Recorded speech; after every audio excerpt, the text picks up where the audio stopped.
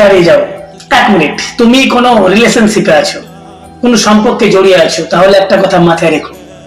দেখো, যেমন কোনো বাচ্চাকে যদি বলা হয় এটা খেও না, ওটা ধরো না, তাহলে কিন্তু সেই বাচ্চাটা বারবার সেটাই করে।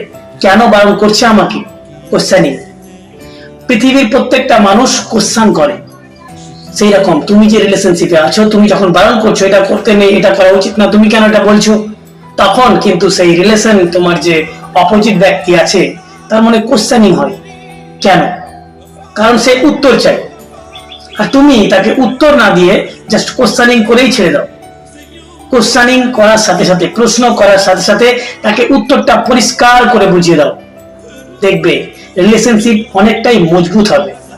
এগুলোই ছোট ছোট ফ্যাক্ট পড়ে একটা রিলেশনশিপে। এটা কিন্তু খুব ইম্পর্টেন্ট।